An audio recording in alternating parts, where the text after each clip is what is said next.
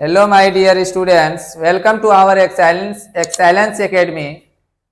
तो जैसा कि आप लोग जान रहे हैं कि हम लोग नए स्टार्ट किए हुए हैं, तो आप लोग हम लोगों को सपोर्ट कीजिए और जहां भी मिस्टेक होता है हम लोग से तो आप बताइए कि सर यहाँ पर मिस्टेक कर रहे हैं, उस गलती को सुधारेंगे। तो यदि आप लोग यदि सपोर्ट नहीं कीजिएगा, लाइक नहीं कीजिएगा, इस वीडियो को शेयर नहीं कीजिएगा तो हम लोग का हौसला अफजाई कैसे होगा। जब तक आप लोग उस चीज को मतलब कमेंट कीजिएगा, लाइक कीजिएगा ना, शेयर कीजिएगा ना, तो मेरे मन में होगा कि नहीं वीडियो ठीक बन रहा है और इससे बेटर बनाने का भी हम लोग कोशिश करेंगे।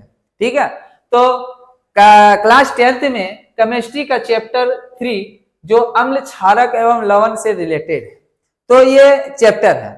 तो ये एग्जाम के लिए बहुत ही इंपॉर्टेंट है कि अम्ल क्या है, क्षारक क्या है, लवण क्या है। तो आज हम सिर्फ जानेंगे कि अम्ल और क्षारक, अगले वीडियो में जाके जानेंगे कि लवण क्या है। क्यों? क्योंकि हमारा बोर्ड का जो साइज है ना बच्चों, तो उसी के हिसाब से काम करना पड़ता है। बहुत कष्ट से काम कर रहे हैं, कितना मुश्किल से इसको हम लोग ओपन किए हैं। तो आज हम सिर्फ जानेंगे अम्ल और क्षारक, कल के वीडियो में जानेंगे लवण क्या होता है। तो अम्ल और क्षारक क्या होता है, तो देखिए एसिड और बेस। तो अम्ल जो होता है ना वो स्वाद में खट्टा होता है, जैसे स्वाद में खट्टा, नींबू पता होगा आप लोगों को। तो वो स्वाद जब चखोगे तो कैसा लगेगा, खट्टा होता है। और क्या है कि इसको हम अंतर इसलिए हम लोग लिख दिए हैं ताकि इसमें पॉइंट बाय पॉइंट आता। अब सिर्फ हम बता देते हैं अम्ल क्या है, क्षारक क्या है, तो बड़ी दिक्कत हो जाती, बस उतने सा रह जाता मेरा आज का वीडियो। तो इसमें एग्जाम में यही लिखना है कि अम्ल क्या आएगा तो इसको पूरा ही लिख देना, कोई दिक्कत नहीं। क्षारक क्या, लेकिन पॉइंट बाय पॉइंट नंबर नहीं देना है। तो अगर आ जाएगा अम्ल क्या है, तो अम्ल स्वाद में खट्टा होता है, ये जल में घुलकर हाइड्रोजन प्लस आयन उत्पन्न करता है। बस इतना सा लिख लेना अम्ल क्या है और ये वाला उदाहरण दे देना है, बस तुम्हें नंबर मिल जाएगा। बाकी क्षारक भी वही कर देना भस्म में भी। तो चलिए अम्ल क्या है, नंबर 1 में देखते हैं। अम्ल स्वाद में खट्टा होता है, पहला पॉइंट, अम्ल स्वाद में खट्टा होता है जब चखोगे तो। ठीक है, नंबर पॉइंट 2 अम्ल का, नहीं इसका ले लेते हैं चलो। क्षारक का 1 नंबर में क्या होगा, क्षारक स्वाद में कड़वा होता है। कैसा होता है, कड़वा टाइप का। अगर कोई साबुन आबुन खाए हो ना तो कड़वा टाइप का लगेगा, समझे ना जीभ में, तो वही कड़वा होता है। ठीक है, तो और पॉइंट नंबर 2 में अम्ल का बारे में देखते हैं। इसका पीएच मान 7 से कम होता है। अम्ल का पीएच मान क्या होता है, 7 से कम होता है। और क्षारक में जाएंगे तो इसका पीएच मान 7 से अधिक होगा। समझ में आ रहा है? ठीक है।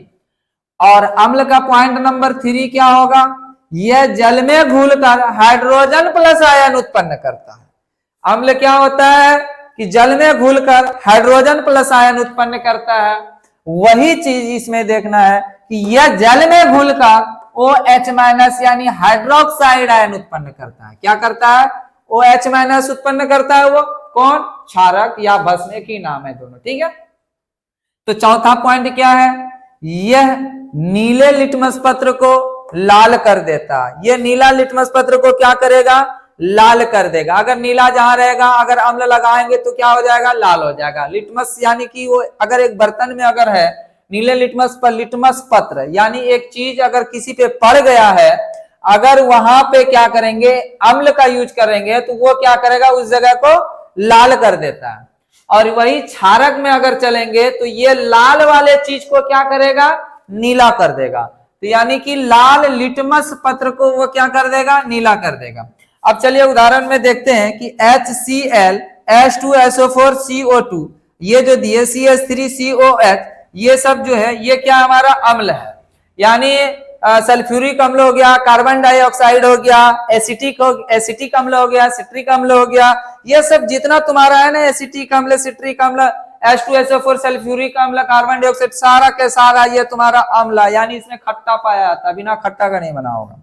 और यही तुम्हारा भस्म में क्या है, उदाहरण में sodium hydroxide MgO, NH4OH, ammonium hydroxide यानी मैग्नीशियम ऑक्साइड, ये सब जितना, ये सब कड़वा वाला चीज है, समझे ना।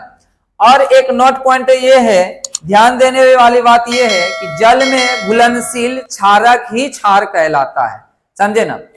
अगर ये आप लोगों को समझ में आ गया होगा तो भी कमेंट कीजिएगा, अगर ये समझ में नहीं आया होगा तो भी कमेंट कीजिएगा, क्योंकि परिभाषा कोई जरूरी मायने नहीं रखता। क्योंकि अगर इसका परिभाषा लिखना है तो लिख देंगे कि अम्ल स्वाद में खट्टा होता है, ये जल में घुलकर हाइड्रोजन प्लस आयन उत्पन्न करता है। बस परिभाषा इतना देके ये उदाहरण दे देंगे, परिभाषा होगा। अगर क्षारक या भस्म का देना है तो क्या लिखेंगे, क्षारक स्वाद में कड़वा होता है, ये जल में घुलकर OH माइनस यानी क्या हो जाएगा, हाइड्रोक्साइड आयन उत्पन्न करता है।